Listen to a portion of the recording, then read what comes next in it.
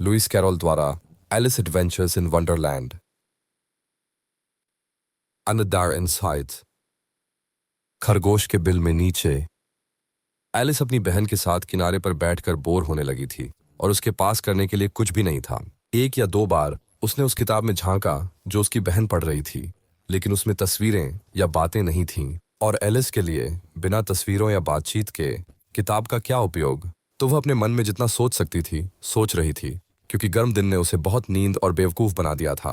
क्या डेजी माला बनाना इतना अच्छा होगा कि वो उठकर फूल तो उठाने में लग जाए। तभी सफेद खरगोश गुलाबी आंखों के साथ उसके पास से दौड़ाता हुआ निकल गया।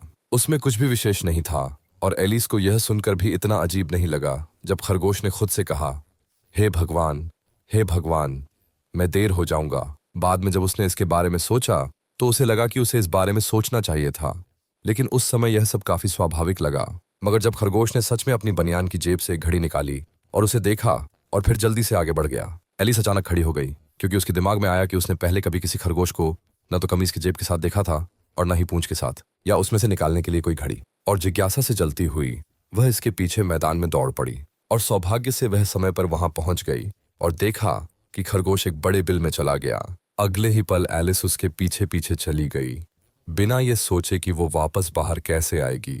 खरगोश का बिल एक सुरंग की तरह सीधा चला गया और फिर अचानक नीचे की ओर डूब गया। इतनी अचानक कि एलिस को खुद को रोकने के बारे में सोचने का एक पल भी नहीं मिला, इससे पहले कि उसने खुद को एक बहुत गहरे कुएं में गिरते हुए पाया। या तो कुआं बहुत गहरा था या वो बहुत धीरे गिरी, क्योंकि उसके पास चारों तरफ देखने और ये सोचने का समय था कि अब आगे क्या होगा। पहले उसने नीचे झांकने की कोशिश की और देखा कि वह कहाँ आ रही है, लेकिन कुछ भी देखना बहुत अंधेरा था। फिर उसने कुएं के किनारों को देखा और देखा कि वे अलमारियों और बुक शेल्फ से भरे हुए थे। यहाँ वहां उसने कुछ नक्शे और तस्वीरें खूंटियों पर लटकी देखी। उसे रास्ते में शेल्फ पर एक जार मिला। उस पर लिखा था ऑन रेंज मुरब्बा, लेकिन उसकी निराशा के लिए वह खाली था। उसे जार को नीचे गिराना पसंद नहीं था, इस डर से कि इससे किसी की जान चली जाए, इसलिए उसने किसी तरह इसे अलमारी में रख दिया जब वह उसके पास से गिरकर गुजरी। अच्छा, एलिस ने सोचा, इतनी ऊंचाई से गिरने के बाद अब मुझे सीढ़ियों से गिरने से कोई फर्क नहीं पड़ेगा। घर पर सब मुझे कितना बहादुर समझेंगे। क्यों, मैं इसके बारे में कुछ नहीं कहूंगी, भले ही मैं घर की छत से गिर जाऊं, जो कि बहुत संभव था। नीचे नीचे नीचे, क्या यह गिरना कभी खत्म नहीं होगा? मुझे आश्चर्य है कि इस समय तक मैं कितने मील गिर चुकी हूं। उसने जोर से कहा, मुझे जरूर पृथ्वी के केंद्र के पास पहुंचना चाहिए। अगर मैं गलत हूं तो मुझे बताओ। मुझे लगता है कि वह 4000 मील नीचे होगा। आप देख सकते हैं, एलिस ने स्कूल में अपनी कक्षाओं में इस तरह की कई चीजें सीखी थीं, और हालांकि यह अपना ज्ञान दिखाने का बहुत अच्छा अवसर नहीं था, वहां कोई सुनने वाला नहीं था, फिर भी इसे बार बार बोलना अच्छा अभ्यास था। हाँ, दूरी तो सही है, लेकिन अब मुझे आश्चर्य हो रहा है कि मैं किस अक्षांश या देशांतर पर पहुंच गया हूं। एलिस को नहीं पता था कि अक्षांश क्या होता है या देशांतर भी, लेकिन उसे यह शब्द बोलने में मजा आता था। फिर उसने फिर से शुरू किया, मुझे आश्चर्य है कि क्या मैं सीधे पृथ्वी की दूसरी तरफ गिर जाऊंगी। ये कितना मजेदार होगा उन लोगों के बीच आना जो अपने सिर नीचे करके चलते हैं। एंटीपैथीज, मुझे लगता है। वह इस बार खुश थी कि कोई सुन नहीं रहा था, क्योंकि यह बिल्कुल सही शब्द नहीं लग रहा था। लेकिन मुझे उनसे पूछना पड़ेगा कि इस देश का नाम क्या है। कृपया मम्मी, क्या यह न्यूजीलैंड है या ऑस्ट्रेलिया? और उसने बोलते हुए झुकने की कोशिश की। कल्पना करो कि तुम हवा में गिरते हुए काट देखो, क्या तुम इसे संभाल सकते हो? और वह मुझे पूछने पर कितनी अनपढ़ सी लड़की समझेगी। नहीं, पूछना कभी ठीक नहीं रहेगा। शायद मैं इसे कहीं लिखा देखूं। नीचे नीचे नीचे। और कुछ नहीं था करने को, इसलिए जल्द ही एलिस फिर से बात करने लगी। मुझे लगता है डायना मुझे आज रात बहुत याद करेगी। डायना मेरी बिल्ली थी। मुझे उम्मीद है कि वे चाय के समय उसके लिए दूध का कटोरा याद रखेंगे। डायना मेरी प्यारी, काश तुम यहाँ नीचे मेरे साथ होती। हवा में कोई चूहे नहीं है, मुझे डर है, लेकिन तुम शायद एक चमगादड़ पकड़ सकती हो, और वह चूहे जैसा ही होता है, तुम्हें पता है। लेकिन क्या बिल्लियां चमगादड़ खाती हैं? ये सोचने वाली बात है। और यहाँ एलिस को थोड़ी नींद आने लगी और उसने अपने आप से सपने जैसी आवाज में कहना शुरू किया, क्या बिल्लियां चमगादड़ खाती हैं? क्या बिल्लियां चमगादड़ खाती हैं? और कभी कभी क्या चमगादड़ बिल्ली खाते हैं? लेकिन देखिए, चूंकि वो भी किसी सवाल का जवाब नहीं दे सकी, इसलिए इससे कोई फर्क नहीं पड़ा कि उसने किस तरह से पूछा। उसे लगा कि वह झपकी ले रही है, और उसने अभी अभी सपने देखना शुरू किया था कि वह दिनाह का हाथ पकड़कर चल रही है और उसे बहुत गंभीरता से कह रही है, अब दिनाह, मुझे सच बताओ, क्या तुमने कभी चमगादड़ खाया है? तभी अचानक धड़ाम धड़ाम नीचे वह सूखी लकड़ियों और पत्तों के ढेर पर आ गिरी और गिरना बंद हो गया। एलिस को जरा भी चोट नहीं लगी और वह तुरंत अपने पैरों पर खड़ी हो गई। उसने देखा, ऊपर देखा, लेकिन ऊपर सब कुछ अंधकारमय था। उसके सामने एक और लंबा रास्ता था और सफेद खरगोश अब भी नजर आ रहा था। जल्दी से नीचे जा रहा था। एक पल भी गंवाने का समय नहीं था।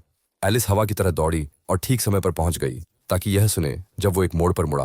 ओह, मेरे कान और मूंछें, कितना देर हो गई है। वह कोने पर मुड़ी ही थी कि खरगोश गायब हो गया। उसने खुद को एक लंबी नीची हॉल में पाया जो छत से लटके हुए दीपकों की एक पंक्ति से जगमगा रही थी। हॉल के चारों ओर दरवाजे थे, लेकिन वे सब बंद थे, और जब एलिस ने एक तरफ से लेकर दूसरी तरफ तक के सभी दरवाजों को आजमाया तो वह दरवाजा नहीं पा सकी। वह दुखी होकर बीच में चल रही है, सोच रही है कि वह कभी कैसे बाहर निकलेगी। अचानक उसे एक छोटी 3 पैरों वाली मेज मिली जो पूरी तरह कांच की बनी थी। उस पर बस एक छोटी सी सुनहरी चाबी थी, और एलिस का सबसे पहला ख्याल था कि यह शायद हॉल के किसी दरवाजे की हो। लेकिन अफसोस, या तो ताले बहुत बड़े थे या चाबी बहुत छोटी, पर जो भी कारण हो वह इनमें से किसी को भी नहीं खोल पाई। हालांकि दूसरी बार उसे एक नीचे का पर्दा मिला जो उसने पहले नहीं देखा था, और उसके पीछे लगभग 15 इंच ऊंचा एक छोटा दरवाजा था। उसने छोटे सोने की चाबी को ताले में आजमाया और उसे बेहद खुशी हुई कि यह फिट बैठी। एलिस ने दरवाजा खोला और पाया कि यह एक छोटे से रास्ते में जाता है जो एक चूहे के बिल से थोड़ा बड़ा था। वो घुटनों के बल बैठ गई और रास्ते के किनारे सबसे सुंदर बगीचे की ओर देखा जो तुमने कभी देखा होगा। वह उस अंधेरे हॉल से बाहर निकलने और उन उज्ज्वल फूलों के बिस्तरों और उन ठंडी फव्वारों के बीच घूमने के लिए कितनी तरस रही थी। लेकिन वह दरवाजे से अपना सिर भी नहीं निकाल पाई। और भले ही मेरा सिर अंदर जा भी जाता, सोचने लगी बेचारी एलिस, इसका बहुत कम उपयोग होता बिना मेरे कंधों के। ओह, काश मैं एक दूरबीन की तरह चुप हो सकती। मुझे लगता है कि मैं कर सकती थी अगर मुझे बस यह पता होता कि शुरू कैसे करूं। क्योंकि देखिए, हाल ही में इतनी सारी असामान्य चीजें हुई थीं कि एलिस ने सोचना शुरू कर दिया था कि वास्तव में बहुत ही कम चीजें असंभव होती हैं। छोटे दरवाजे के पास इंतजार करने का कोई मतलब नहीं था, इसलिए वह वापस मेज के पास चली गई।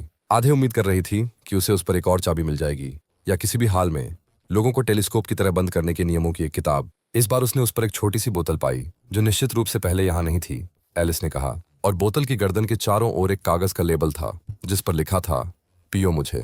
बड़े अक्षरों में खूबसूरती से मुद्रित। ड्रिंक मी कहने का कोई मतलब नहीं था, लेकिन समझदार एलिस इतनी जल्दी ऐसा नहीं करने वाली थी। नहीं, पहले मैं देखूंगी, उसने कहा, और देखूंगी कि इस पर जहर चिह्नित है या नहीं, क्योंकि उसने कई अच्छी खासी कहानियां पढ़ी थीं जिनमें बच्चों को जलाया गया था और जंगली जानवरों द्वारा खा लिया गया था, और अन्य अप्रिय चीजें, क्योंकि उन्होंने अपने दोस्तों द्वारा सिखाए गए सरल नियमों को याद नहीं रखा था। जैसे कि यदि आप अंगार को अधिक देर तक पकड़े रखते हो तो वह आपको जला देगा, और यदि आप चाकू से अपनी उंगली को गहराई से काटते हो तो आमतौर पर खून निकलता है।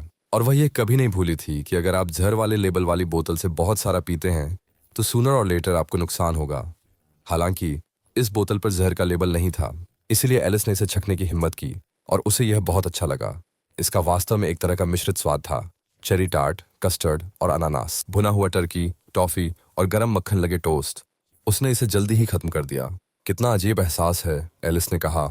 मुझे लगता है कि मैं एक दूरबीन की तरह चुप हो रही हूँ। और वाकई ऐसा ही था।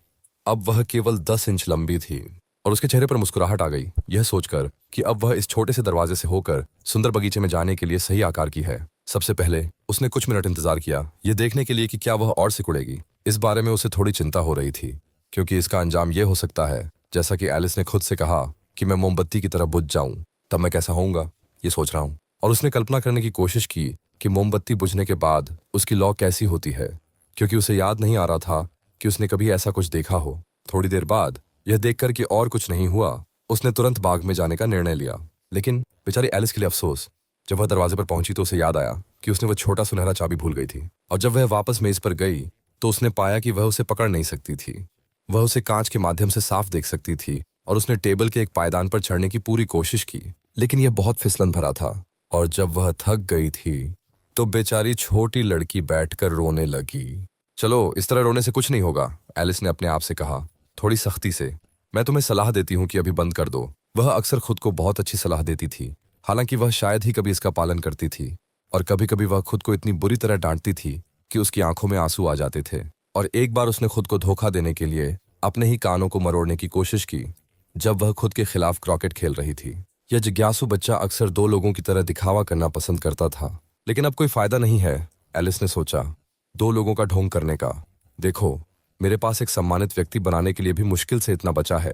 जल्द ही उसकी नजर एक छोटे कांच के बक्से पर पड़ी जो मेज के नीचे पड़ा था। उसने इसे खोला और उसमें एक बहुत छोटा केक पाया जिस पर करंट से सुंदर अक्षरों में लिखा था, खाओ मुझे। खैर, मैं इसे खा लूंगी, एलिस ने कहा। और अगर इससे मैं बड़ी हो जाती हूँ तो मैं चाबी तक पहुंच सकती हूँ, और अगर मैं छोटी हो जाती हूँ तो मैं दरवाजे के नीचे से सरक सकती हूँ, तो किसी भी तरह से मैं बगीचे में जाऊंगा और मुझे परवाह नहीं है क्या होता है। उसने थोड़ा सा खाया और चिंतित होकर खुद से कहा, कौन सा रास्ता, कौन सा रास्ता। रास्ते में अपने सिर को छूकर महसूस कर रही थी कि यह किस दिशा में बढ़ रहा है, और वह यह जानकर हैरान थी कि वह उसी आकार की बनी हुई है। हाँ, यह आमतौर पर तब होता है जब कोई केक खाता है, लेकिन एलिस इतनी अभ्यस्त हो गई थी कि उसे केवल असामान्य चीजों की ही उम्मीद रहती थी कि साधारण जीवन जारी रहने के लिए यह काफी नीरस और बेवकूफ लगता है। तरीका तो उसने काम में लगकर बहुत जल्दी केक खत्म कर डाला।